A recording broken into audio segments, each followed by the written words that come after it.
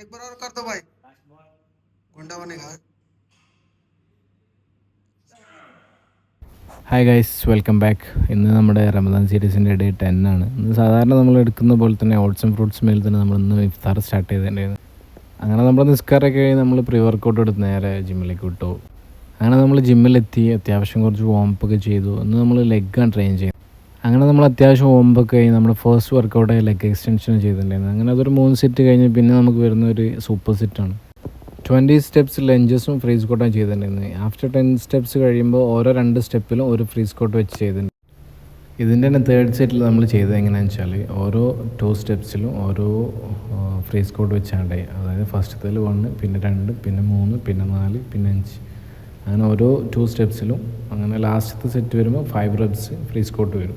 ആ ഒരു രീതിക്ക് നമ്മൾ ചെയ്തിട്ടുണ്ടായിരുന്നു. അങ്ങനെ അത് 3 സെറ്റ് കഴിഞ്ഞതിന് ശേഷം പിന്നെ നമ്മൾ നെക്സ്റ്റ് വർക്കൗട്ട് വരുന്നത് ലെഗ് പ്രസ് ആയിരുന്നു. ലെഗ് പ്രസ്സിലും 3 സെറ്റ്, മൂന്നാമത്തെ സെറ്റ് ഡ്രോപ്പിൽ എങ്ങനെയാണെന്ന് വെച്ചാൽ 8, 8, 8 ആൻഡ് 20 അങ്ങനെയായിരുന്നു ഡ്രോപ്പ് സെറ്റ് വന്നിരുന്നത്. നല്ല ഹെവി ആയിരുന്നു അത്യാവശ്യം. പിന്നെ ഇത് കഴിഞ്ഞോടെ ഏകദേശം തീർന്ന്. അങ്ങനെ അത് കഴിഞ്ഞ് നമുക്ക് അടുത്ത വർക്കൗട്ട് വരുന്നത് ഫ്രീ സ്കോട്ടാണ്. ഫ്രീ സ്കോട്ടിൽ എങ്ങനെയാണെന്ന് വെച്ചാൽ ഇരുന്നിട്ട് 3 സെക്കൻഡ് ഹോൾഡ് ചെയ്യുക, എന്നിട്ട് അപ്പ് ചെയ്യുക.